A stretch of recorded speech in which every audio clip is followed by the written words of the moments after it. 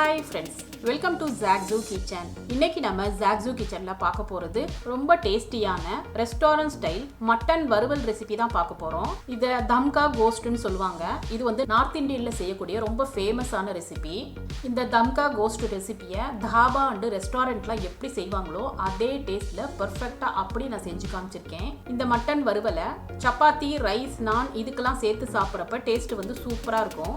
வாங்க ஃப்ரெண்ட்ஸ், இந்த டேஸ்டியான ரெஸ்டாரன்ட் ஸ்டைல் மட்டன் வறுவல் ரெசிபி எப்படி செய்யறதுன்னு பார்க்கலாம். ஃப்ரெண்ட்ஸ், இந்த வீடியோ உங்களுக்கு பிடிச்சிருந்ததுன்னா லைக் பண்ணி ஷேர் பண்ணுங்க.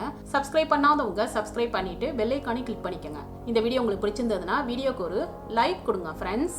மட்டன் வறுவல் செய்கிறதுக்கு சில பொருட்களை ட்ரை ரோஸ்ட் பண்ணுறதுக்காக ஒரு பேனில் 15 பீசஸ் கொப்பரை தேங்காய் எடுத்திருக்கேன். நீங்கள் நார்மல் தேங்காய் பீசஸ் கூட எடுத்துக்கலாம். இதோட 10 பீசஸ் பாதாம், 10 பீசஸ் வந்து முந்திரி பருப்பு சேர்த்துக்கிறேன். இதெல்லாம் ரொம்ப சிவக்க வறுக்கணும்னு அவசியம் இல்லை, லைட்டாக இந்த அளவுக்கு வறுத்தா போதும். இப்போ அடுப்பை ஆஃப் பண்ணிவிட்டு லாஸ்ட்டாக 1 டீஸ்பூன் வந்து கசகசை சேர்த்துக்கணும். கசகசை பொரிஞ்சதும் இதை கொஞ்சம் ஆற வச்சிடலாம். இது ஆறுனதும் இதை வந்து மிக்சி ஜாரில் சேர்த்துட்டு இந்த மாதிரி நைஸாக பவுட்ரு பண்ணி எடுத்துக்கணும்.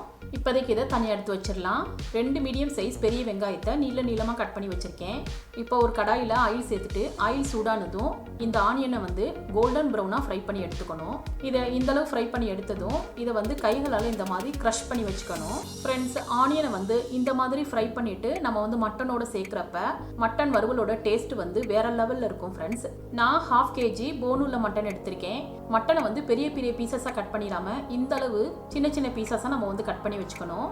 மட்டனை வந்து மேரினேட் பண்ணுறதுக்காக இப்போ இதில் இஞ்சி பூண்டு paste 2 teaspoon, lemon juice 1 tablespoon, மஞ்சள் தூள் 1/2 teaspoon, salt 1 teaspoon, Kashmiri chilli powder 2 teaspoon. Friends, நான் கலருக்காக காஷ்மீரி சில்லி பவுடர் சேர்த்துருக்கேன். நீங்கள் நார்மல் சில்லி பவுடர் சேர்க்குறதா இருந்தால் 1.5 டீஸ்பூன் சேர்த்துக்கோங்க. மல்லித்தூள் 2 டீஸ்பூன், சீரகத்தூள் 3/4 teaspoon, garam masala 3/4 teaspoon, pepper powder 3/4 teaspoon, கெட்டியான தயிர் 1/2 கப்பு சேர்த்துக்கணும். இதோட பட்டை 2, கிராம்பு 3, ஏலக்காய் 3 சேர்த்துக்கிறேன். நம்ம ஏற்கனவே அரைச்சி வச்சுருந்த கோகோனட் பவுடரையும் சேர்த்துக்கலாம். இதோட ஃப்ரைட் ஆனியனையும் சேர்த்துக்கணும். 2 பச்சை மிளகாவை கட் பண்ணி சேர்த்துக்கிறேன். பொடியாக கட் பண்ண கொத்தமல்லி, புதினா கொஞ்சம் சேர்த்தா போதும். இப்போ லாஸ்ட்டாக 3 டேபிள் ஸ்பூன் கீ சேர்த்துக்கிறேன். நீங்கள் கீக்கு பதில் ஆயில் கூட சேர்த்துக்கலாம். ஃப்ரெண்ட்ஸ், கீ சேர்க்குறப்போ மட்டன் வறுவல் வந்து டேஸ்ட் வந்து சூப்பராக இருக்கும். இப்போ இதோட ஆயில் வந்து 3 டேபிள் ஸ்பூன் சேர்த்துக்கிறேன். இப்போ இது எல்லாத்தையுமே நல்லா கலந்துக்கலாம். ஃப்ரெண்ட்ஸ், மட்டனை வந்து எந்த அளவுக்கு நம்ம மசாலா சேர்த்து மேரினேட் பண்ணுறோமோ அந்தளவுக்கு மட்டன் வந்து நல்லா சாஃப்டாகவும் இருக்கும். அதே சமயம் மட்டன் வந்து சீக்கிரம் குக் ஆயிரும். ஃப்ரெண்ட்ஸ், உங்களுக்கு டைம் கிடைச்சா மட்டனை வந்து ஓவர் நைட் ஃப்ரிட்ஜில் வந்து மேரினேட் பண்ணி வச்சுக்கலாம். இது நல்லா கலந்துட்டேன். இப்போ இதை லிட்டால் கவர் பண்ணிவிட்டு மினிமம் 2 ஹவர்ஸ் நம்ம வந்து ஃப்ரிட்ஜில் வச்சிடலாம். இப்போ நான் 2 ஹவர்ஸ் மட்டனை வந்து மேரினேட் பண்ணி ஃப்ரிட்ஜில் இருந்து எடுத்துட்டேன். இப்போ இதை ஒரு தடவை நல்லா கலந்துக்கணும். ஒரு பேனை வந்து அடுப்பில் வச்சுட்டு இப்போ மேரினேட் பண்ணி வச்சுருந்த மட்டனை வந்து இதில் சேர்த்துக்கலாம். அடுப்பை வந்து லோ டு மீடியம் ஃப்ளேமில் வச்சுக்கணும். ஒரு கரண்டியை யூஸ் பண்ணி நல்லா மட்டனை வந்து கலந்து விட்டுக்கணும். மேரினேட் பண்ணி வச்சுருந்த பவுலில் வந்து கொஞ்சமாக தண்ணி சேர்த்துட்டு நல்லா அலசிட்டு இப்போ இதில் சேர்த்துக்கணும். ஃப்ரெண்ட்ஸ், நீங்கள் விருப்பப்பட்டால் குக்கரில் கூட நீங்கள் சேர்த்து மட்டனை வந்து குக் பண்ணிக்கலாம். ஆனால் தம்கா கோஸ்ட்டுங்கிறது தம்லேயே நம்ம வந்து மட்டனை வந்து குக் பண்ணணும். ரெஸ்டாரண்ட்டில் அண்டு தாபாலெலாம் பார்த்தோம்னா தம்கா கோஸ்ட் வந்து அடுப்பை வந்து லோ ஃப்ளேமில் வச்சுட்டு தம்லேயே தான் குக் பண்ணுவாங்க. இப்போ அதே மாதிரி தான் நம்ம செய்ய போகிறோம்.